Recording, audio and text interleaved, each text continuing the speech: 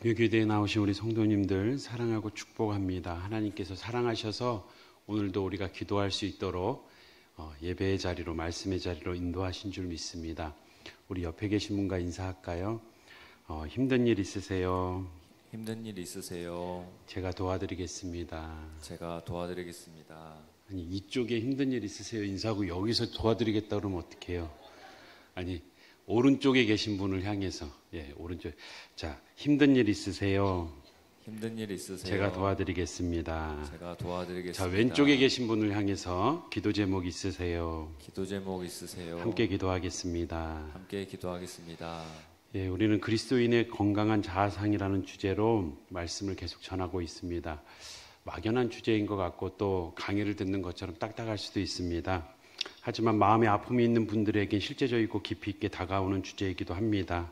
오늘 5번째 시간 십자가의 용서와 친밀함이라는 주제로 함께 은혜 나누겠습니다. 모든 사람은 친밀함을 갈망하죠. 그 관계, 그 친밀함은 심리적인 안정을 줄 뿐만 아니라 정서적인 면역력을 증진시키기도 합니다. 한 번쯤 들어보셨을 거예요. 친밀함의 7단계. 매튜 켈리의 이 서로 사랑하는 예술과 사랑받는 기쁨이라는 책에 담겨진 이 7단계 한 번씩 들어보셨을 텐데요. 제가 다시 한번 정리해 봤습니다. 혹 내가 누군가와 친밀한 관계다라고 생각하는 사람이 있다면, 또 그렇게 되길 원하는 사람이 있다면 나는 어느 정도의 그 사람과 관계를 맺고 있는가 한번 점검해 보면 좋겠습니다. 배우자가 될 수도 있고요. 연인이 될 수도 있고 사랑하는 자녀와의 관계일 수도 있습니다. 직장의 동료일 수도 있고 또 이웃일 수도 있습니다. 첫 번째 가장 관계의 기초적인 단계는 인사 정도 나누는 형식적인 대화죠. 얕은 수준의 사회적 예의 차원에서 어느 정도 거리감을 느끼는 그러한 단계, 인사 정도 하고 무슨 일이 있었대요, 이런 일이 있었대요, 서로 정보를 주고받는 정도. 두 번째 단계가 되면 이 정보 전달은 그 상대에 대한 객관적인 정보죠. 상대에 대해서 이름이 뭔지, 그리고 그 사람이 나이가 어떻게 되는지, 가족이 어떻게 되는지, 어디에 사는지, 그 정도의 상대에 대한 정보를 알아가면서 관계가 조금 더 깊어집니다. 아마 친밀하다라고 여겨지는 가족들, 동료들은 다 2단계 이상은 될 겁니다. 하지만 2단계에서는 자신의 내면을 드러내지 않아요. 3단계에 가서는 자기 의견을 나누는 겁니다. 의견이 다르기 때문에 여기에 갈등이 생길 수도 있는데 서로 다름을 인정할 뿐만 아니라 그 서로 다른 의견으로 인해서 오히려 갈등을 조율할 수 있는 그런 단계. 서로 다르기 때문에 서로를 더 깊이 아는 단계가 되는 것이죠. 다름이 갈등으로 이어지는 게 아니라 친밀함의 기회가 되는 거예요. 난 이런데 저 사람은 저러네. 취향도 다르고 취미도 다르고 또 스포츠에 대해서 나는 누구 팬인데 여기는 또 다른 팬이면 이게 갈등이 아니라 서로 다른 팬이면서 서로 다름을 인정하는 거죠. 정치적인 얘기하기 쉽지 않습니다. 근데 얘기하고도 불편해지지 않는 관계라면 3단계가 되겠죠. 4단계는 비전을 공유하는 단계입니다. 상대의 꿈이 뭔지, 뭘 희망하고 있는지, 그 사람이 살아가는 목적, 궁극적으로 이루고 싶은 어떠한 목표들을 나눌 때 더 깊이 서로를 이해할 수 있습니다. 서로에 대한 기대가 열려지는 거죠. 저 사람은 저걸 위해서 달려가고 있구나. 그 사람에 대해서 내면을 좀 더 깊이 알 수 있는 단계입니다.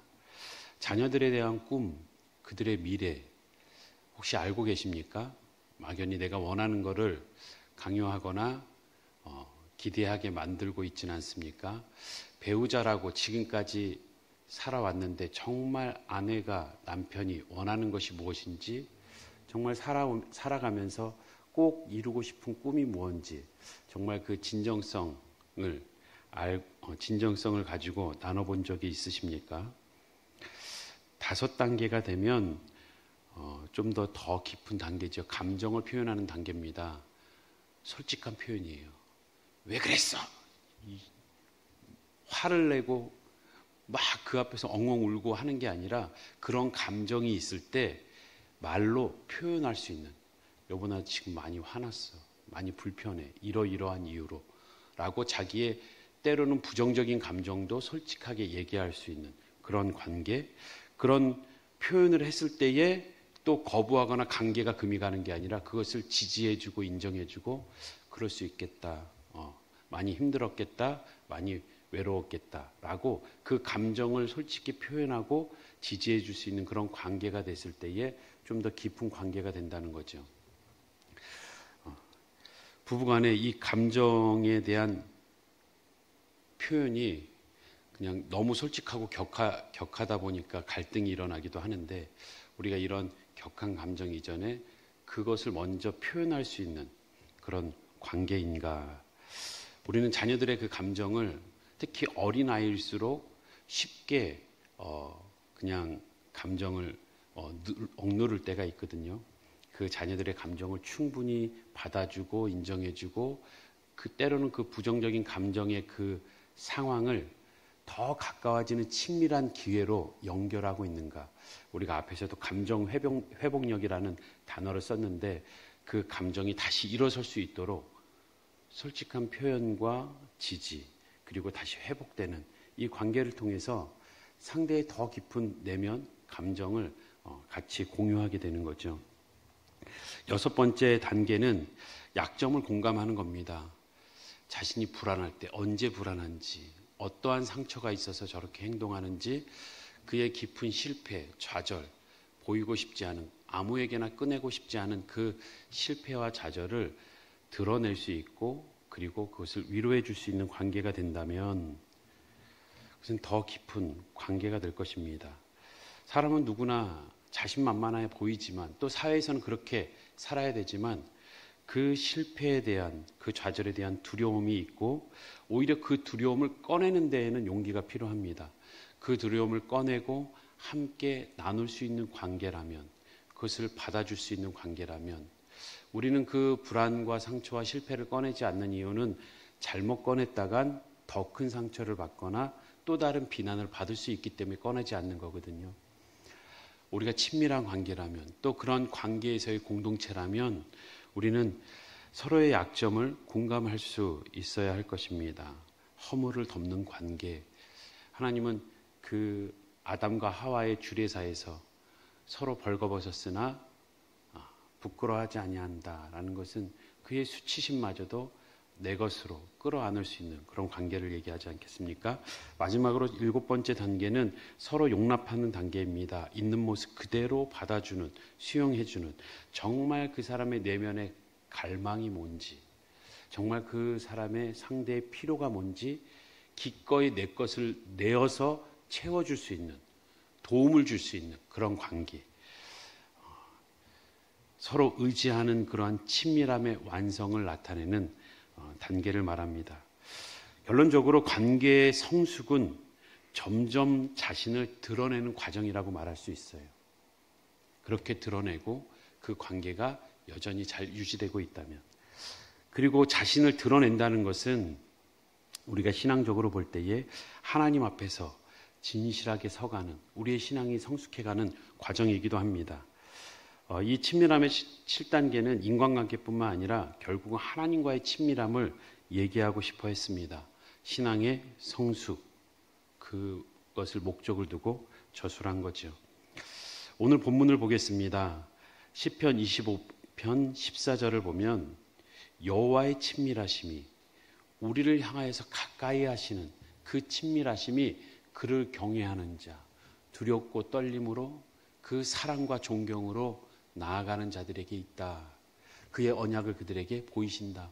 그의 계획하심, 그 구속의 역사를, 그 구속 가운데 담겨진 그 큰 사랑을 그들에게 보여주신다라고 말씀합니다. 에베소서 4장 32절에도 서로 친절하게 하며 불쌍히 여기며 서로 용서하기를 하나님이 그리스도 안에서 너희를 용서하신과 같이 하라라고 말씀합니다. 그리스도 안에서 너희를 용서하심. 이것은 다시 말해서 하나님께서 죄인된 우리를 정말 더럽고 추악한 우리의 모습을 그대로 받아준 겁니다.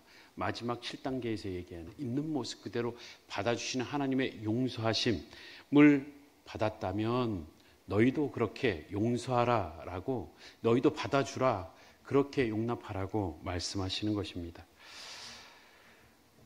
우리가 친밀함에 대해서 얘기할 때 먼저 친밀함이란 무엇인가, 그 친밀함에 대해서는 사전적으로 매우 친하고 가깝게 느껴지는 상태를 말하고, 그것이 심리적으로는 타인의 관계 속에서 자신의 내면을 개방하고 정서적 교류와 상호 신뢰가 형성된 상태를 말하죠.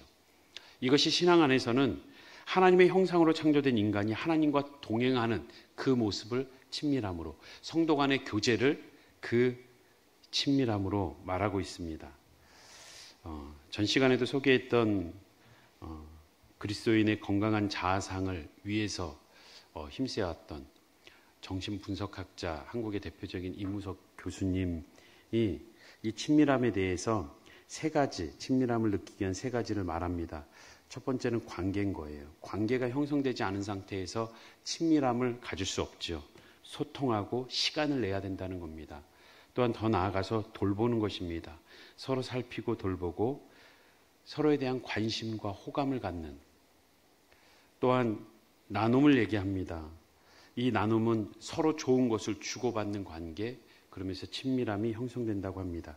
그런데 단지 상대에 대한 호감과 쾌감만 갖고 있다면, 상대에 대한 배려가 없다면 그 관계는 허무한 관계가 된다고 말해요. 쉽게 깨진다는 거죠.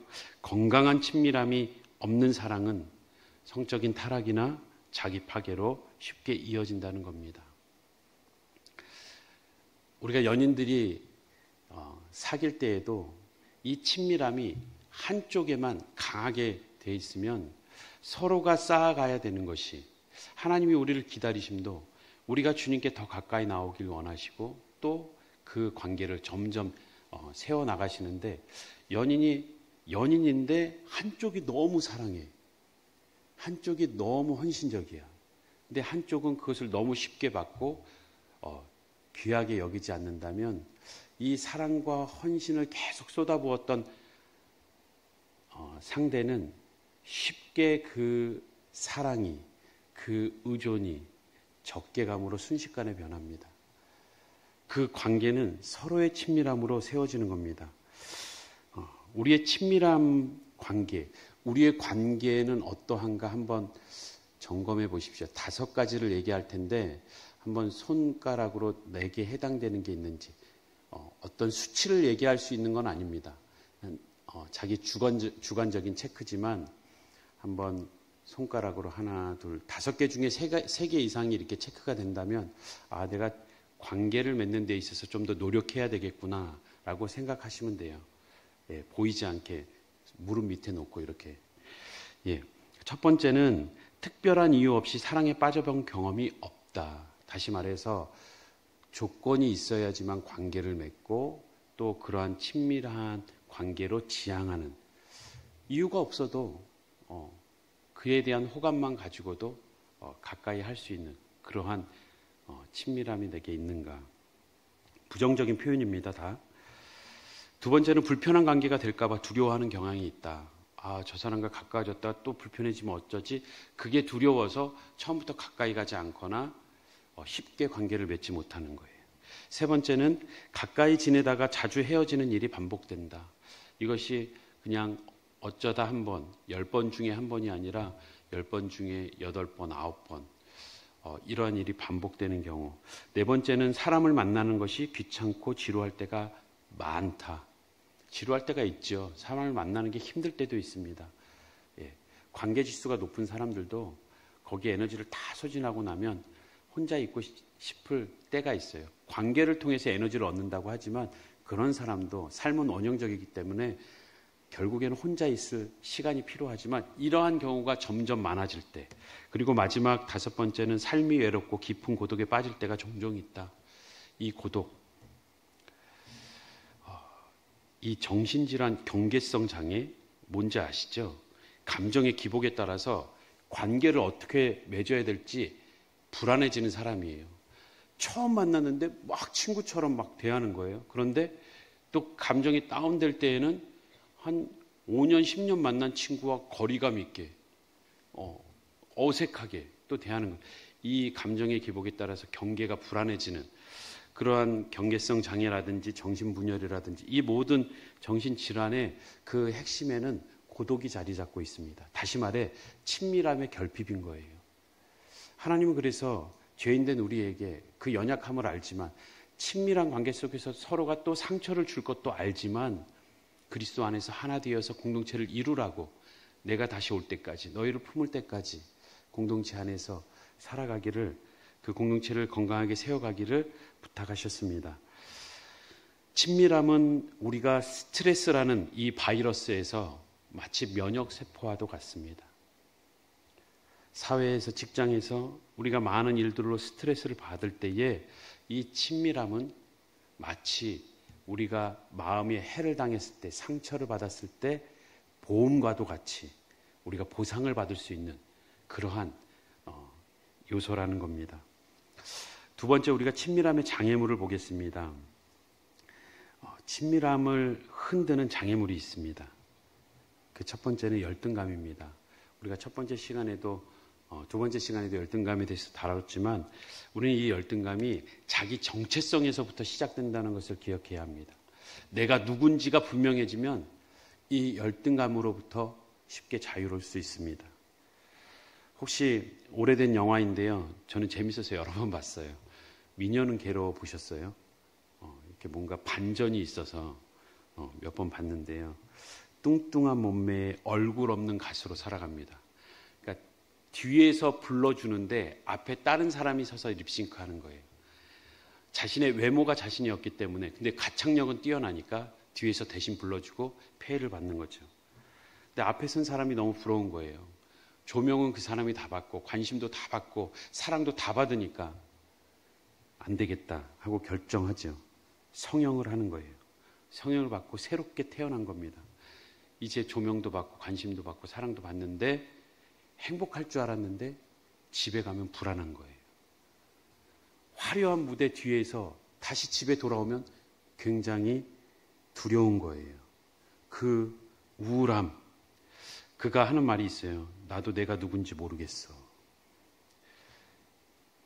결국 감동적인 장면은 거기 있습니다. 자기가 성형을 했다는 걸 커밍아웃 하는 데 있죠.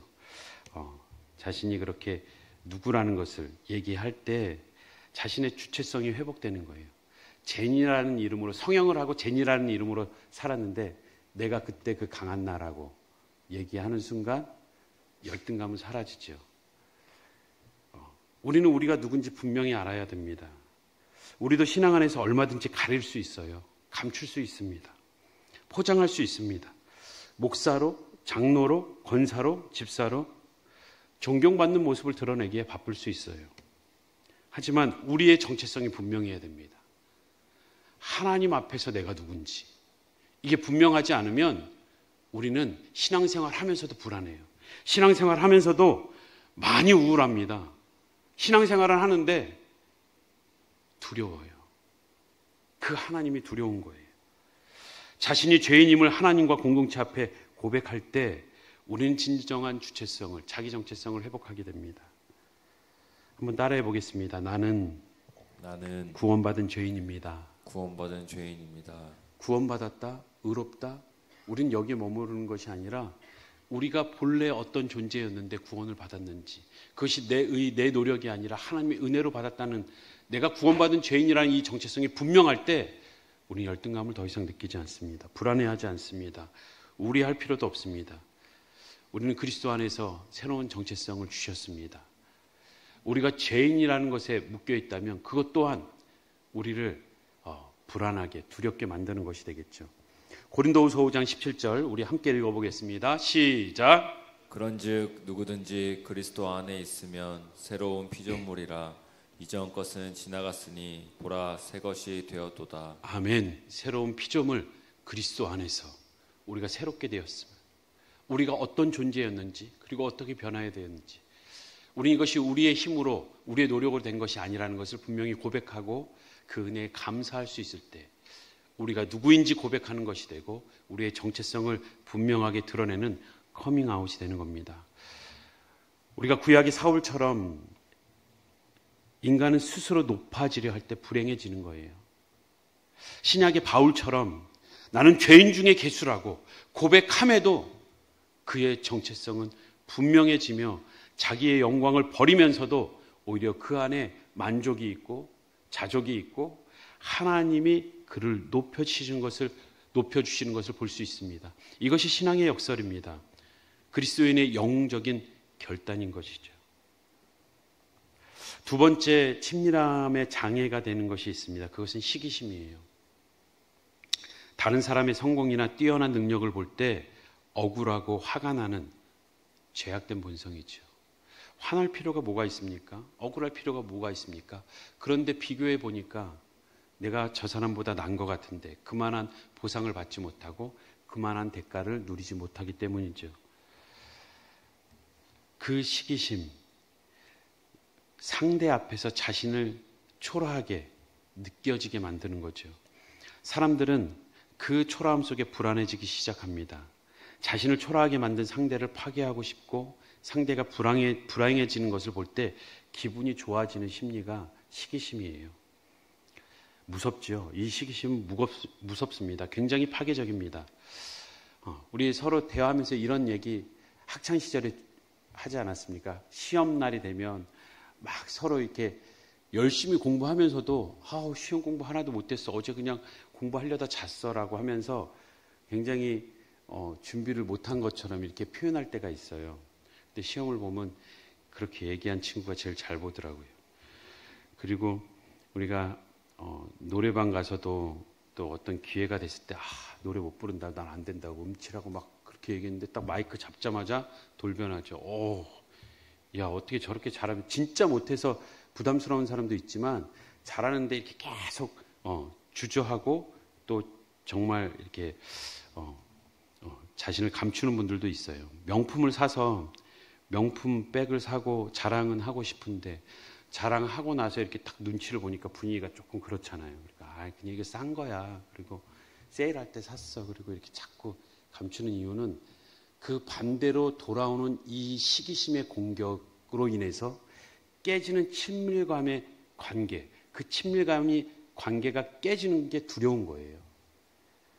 불편한 관계가 되지 않기 위해서 그 시기심의 공격으로부터 피하고 싶은 노력이 우리의 언어에도 우리 행동에도 분명히 있다는 겁니다. 이 시기심은 굉장히 무섭습니다. 이 친밀한 관계에서는 누군가 나를 칭찬해도 나를 부러워할 만한 일이 있어도 그게 불편하지 않은 거예요. 다시 말해 친밀한 깊은 관계에 있으면 내가 내 자랑해도 내가 공격받을 그 위험을 느끼지 않는다는 겁니다. 엄마 앞에 가서 자랑하고 나서 엄마가 날 시기할까 봐 막 불안해해요? 그렇지 않죠. 우리는 그 친밀함의 관계가 깊으면 깊을수록 그런 두려움으로부터 자유롭습니다. 하나님이 그러세요. 하나님은 정말 우리가 자랑할수록 또 우리가 잘 될수록 같이 기뻐하시는 분이 하나님이세요. 그 하나님 앞에 우리는 얼마든지 얘기할 수 있고 얼마든지 자랑할 수 있고 얼마든지 땡깡 부릴 수 있고 우리는 얼마든지 그 친밀함을 누릴 수 있습니다. 하나님은 우리의 자랑과 기쁨을 두고 시기하지 않으십니다. 오히려 우리의 마음이 다른 것에 빼앗길 때 질투하십니다. 우리를 너무나 사랑하시기 때문에 언제나 편하게 기도할 수 있습니다. 언제든지 달려가서 아뢰 수 있는 좋은 친구 되는 가장 친밀한 관계에 우리를 그 십자가의 보혈로 친밀한 관계로 회복시켜 주신 그 친밀한 관계는 우리가 노력해서 얻은 게 아니에요. 거저 주신 거예요. 그 좋은 친구 되시는 분이 우리 주님이십니다. 죄짐 맡은 우리 구주 어찌 좋은 친구인지 우리의 죄짐 다 맡고 나의 친구가 되어주신 그분. 스바냐 3장 17절 우리 지난 시간도 읽었습니다만 함께 합독하겠습니다. 시작. 너의 하나님 여호와가 너희 가운데 계시니 그는 구원을 베푸실 전능자이시라. 그가 너로 말미암아 기쁨을 이기지 못하시며 너를 잠잠히 사랑하시며 너로 말미암아 즐거이 부르며 기뻐하시리라 하리라. 아멘. 이 말씀을 믿으십니까? 하나님은 우리를 너무나 사랑하다 못해 정말 기쁨을 이기지 못하고 우리로 인해서 우리가 존재하는 것만으로도 너무나 행복하신 분이에요. 그분께 우리의 모든 것을 아뢰 수 있는 우리 성도님들 되시길 주님의 이름으로 축복합니다. 마지막 친밀감의 장애가 되는 세 번째는 죄책감이에요. 친밀감을 느낄 수 없도록 지독하게 괴롭히는 감정 중에 하나지요. 숨겨놓은 죄가 탄로날까 봐 사람의 접근을 피합니다. 비난이 두려워서 자신을 한없이 포장하고 회칠합니다. 그래서 삶의 무게를 느끼는 것이 죄책감이에요.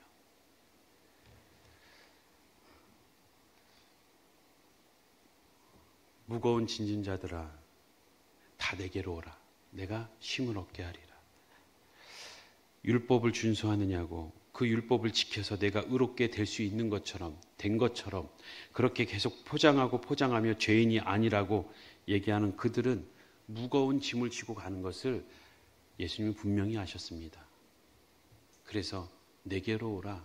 내가 그거 짊어지고 죄짐은 내가 지고 너희에게 평안함, 그 쉼을, 참된 안식을 주겠다라고 말씀하셨습니다. 죄를 혐오하는 것은 당연하지요. 하지만 잘못된 죄책감은 친밀한 관계를 파괴합니다.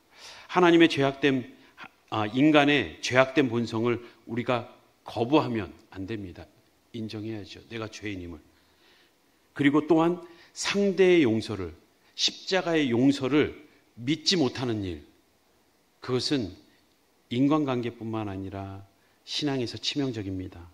상대의 용서를 믿지 못하는 것, 자신의 죄악된 본성을 거부하는 것. 그리스도 안에서 회복된 하나님과의 관계는 다시 끊을 수 없는 정말 친밀함의 회복이었음을 우리는 기억해야 합니다. 로마서 8장 1, 2절 말씀 우리 함께 볼까요? 그러므로 이제 그리스도 예수 안에 있는 자에게는 결코 정죄함이 없나니 이는 그리스도 예수 안에 있는 생명의 성령의 법이 죄와 사망의 법에서 너를 해방하였음이라. 아멘.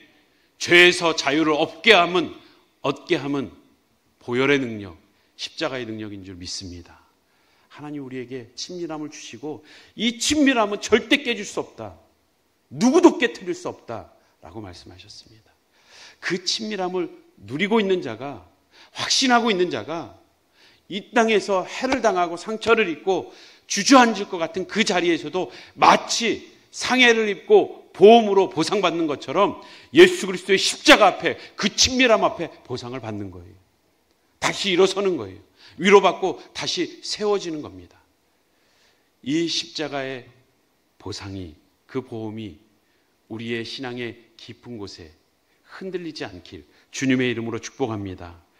마지막으로 우리가 친밀함이 무엇인지, 친밀함의 장애물은 무엇인지 보았다면, 친밀한 관계를 맺기 위해서 우리는 세 가지 기억하길 원합니다. 첫 번째는 만남이에요. 우리가 사랑과 가까워지기 위해서도 시간을 내고 만나야 되지 않습니까? 취미를 같이 하던, 봉사를 같이 하던, 상대에게 봉사를 하던, 함께 여행을 가든 식사를 하든 우리는 시간을 내어서 관계를 맺어야 됩니다. 이것은 영적으로 예배와도 같습니다. 예배, 헬라어의 그 원어에는 프로스키네오라고 되어 있죠. 키스하다, 절하다, 관계를 맺다라는 뜻이에요. 예배는 하나님을 만나기 위해서 나오는 겁니다. 분명 우리가 모든 삶 가운데 하나님과의 관계를 맺고 살아가지만 그 관계를 맺고 친밀함을 누리기에 집중하는 시간, 그 의식을 통해서 친밀함을 더 극대화하고 우리가 거기서 그 임재를 경험하기 위해서 그 한 시간을 구별하는 것입니다. 하나님이 나를 사랑한다는 그 확신이 있을 때 우리는 그 자리에 주저하지 않고 언제든지 기쁘게 달려가는 거예요. 나의 죄책감, 그리고 열등감, 나의 정체성이 불안하고 또한 하나님이 나를 어떻게 생각하는지에 대한 그 확신이 없을 때에 우리는 이 예배의 자리를 불편해하거나 주저합니다. 하지만 하나님이 나를 기뻐한다는 확신, 그것은 우리로 하여금 날마다 어떤 때에든지 주님께 달려나갈 수 있는 예배의 자리, 이 의식으로서의 한 시간의 예배뿐만 아니라 우리의 삶 가운데에서도 순간순간 차를 몰고 가면서도, 걸어가면서도, 직장에서 일을 하면서도 우리는 하나님과의 관계를 확인하는 예배의 순간을 경험할 수 있습니다. 그 관계를 다시 확인하고 하나님과의 친밀함 속에서 하나님 도와달라고, 하나님 함께 해달라고, 나를 위로해달라고, 다시 나의 무너진 이 마음을 세워달라고 우리는 그 예배의 자리로 나아갈 수 있습니다. 에베소서 3장 12절 말씀 우리 함께 봉독하겠습니다. 시작. 우리가 그 안에서 그를 믿음으로 말미암아 담대함과 확신을 가지고 하나님께 나아감을 얻느니라. 아멘. 친밀한 관계를 맺기 위한 두 번째는 경청입니다. 우리가 서로를 더 깊이 알기 위해서 듣기를 들어야 상대에 대해서 알 수 있겠죠. 더 집중해서 들어야 그의 마음을, 내면을 더 깊이 알 수 있습니다. 마찬가지로 우리의 영적인 경청은 묵상입니다. 우리의 마음을 토해내는 또 아래는 기도도 있지만 우리는 하나님의 말씀을 마음속 깊이 새길 때에 하나님의 본의를, 그 깊으신 뜻을, 그 본심을 더 깊이 헤아릴 때에 우리는 하나님과 더욱 가까워지는 겁니다. 때로는 우리가 사람들 사이에서 대화할 때 상대가 이해하지 못할까, 지루해하진 않을까, 또 내 이 얘기를 듣고 비난을 하지 않을까 불안해할 수 있습니다. 하지만 하나님과의 관계 속에서는 우리는 얼마든지 얘기할 수 있고 또 우리가 얼마든지 솔직히 얘기할 수 있는 만큼 하나님의 마음을 알고자 그 말씀을 마음에 담고 또 씹어먹고 씹어먹으면서 묵상할 때에 하나님은 그 하나님의 본심을, 깊은 뜻을 알려주십니다. 그냥 피상적으로 우리가 성경을 읽기 위해서, 일독을 위해서 그냥 달려가는 성경 읽기 말고요. 정말 묵상하고 또 묵상해 보십시오. 들은 설교 말씀을 또 마음에 새기고 또 한 주간 묵상해 보십시오. 그 가운데 나를 향한 하나님의 깊은 사랑을 나의 삶 가운데 이번 주에 하나님이 나의 삶을 통해서 원하시는 깊은 뜻을 우리는 볼 수가 있습니다. 솔직히 드러내는 것, 기도와 상대의 말을 마음에 담는 것, 이 묵상이 우리가 더 하나님과의 친밀한 관계로 이어주십니다. 시편 1편에 보면 복 있는 사람은 악인들의 꾀를 따르지 아니하며 죄인들의 길에 서지 아니하며 오만한 자들의 자리에 앉지 아니하고 2절 함께 읽겠습니다. 오직 여호와의 율법을 즐거워하여 그 율법을 주야로 묵상하는도다. 율법을 주야로 묵상하는 자, 깊이 새기는 자, 복되다. 그 자가 복되다. 그 자에게 복이 흘러간다라는 뜻입니다. 세 번째로 친밀한 관계를 맺기 위해서 우리는 용납해야 됩니다. 상대를 용납하고 나를 용납하시는 하나님을 신뢰함으로 내 모든 것을 자백할 때에 그 관계는 더욱 깊어집니다. 실수와 잘못을 그때그때 해결해야죠. 인간관계에서도 마찬가지입니다.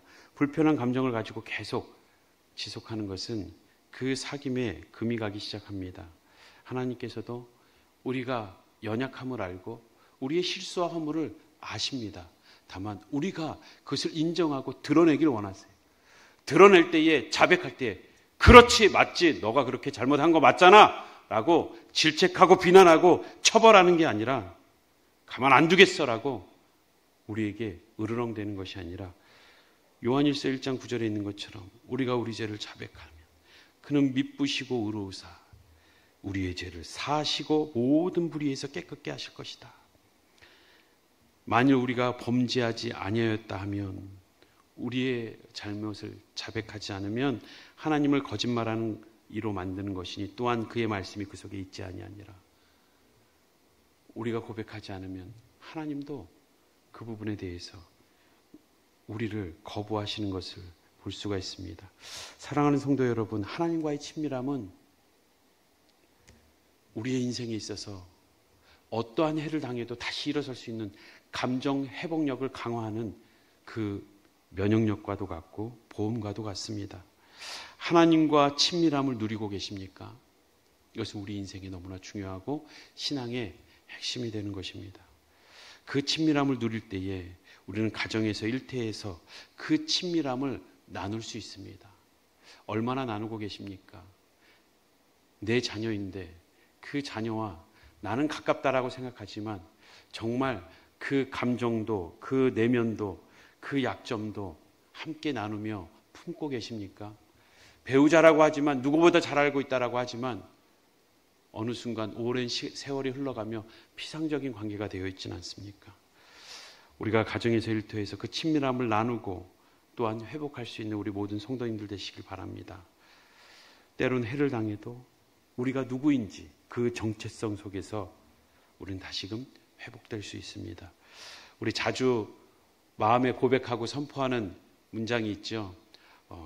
저도 신앙 안에서 기도하면서 고민하면서 이렇게 만든 문장이기도 합니다. 우리 가슴에 손을 얹고 한번 고백해 보겠습니다. 나는 하나님의 지음받은 형상입니다. 나는 하나님의 지음받은 형상입니다. 내가 하나님의 닮은 꼴이라는 이 정체성이 분명할 때 우린 세상의 그 누구와도 비교되지 않고 그 열등감으로부터 자유로울 수 있습니다. 나는 하나님의 사랑받는 자녀입니다. 나는 하나님의 사랑받는 자녀입니다. 그 자녀라는 사랑받고 있다는, 그래서 많은 사람은 나를 시기하고 경쟁의 대상으로 보지만 하나님은 얼마든지 우리를 품을 수 있는 분이십니다. 나는 하나님의 구원받은 백성입니다. 나는 하나님의 구원받은 백성입니다. 그 누구도 끊을 수 없는, 취소되지 않는 이 구원의 확신, 그로 말미암아 오늘도 우리가 이 기도의 자리에 담대하게 은혜의 보좌 앞으로 나아갈 수 있는 줄 믿습니다. 예수 그리스도의 십자가의 보혈로 값주고 사실 만큼 우리가 가치 있는 존재임을, 자신의 생명을 내어줄 만큼, 맞바꿀 만큼 우리는 그분에게 있어서 잊혀질 수 없는 존재임을 기억하시고 그분 앞에 우리의 모든 아픔과 상처와 괴로움을 내어놓을 수 있는 그 하나님의 사랑으로 우리가 이 팍팍한 세상 속에서도 숨 쉴 수 있는 것입니다. 우리 이 시간 그 사랑을 함께 고백하며 노래하겠습니다.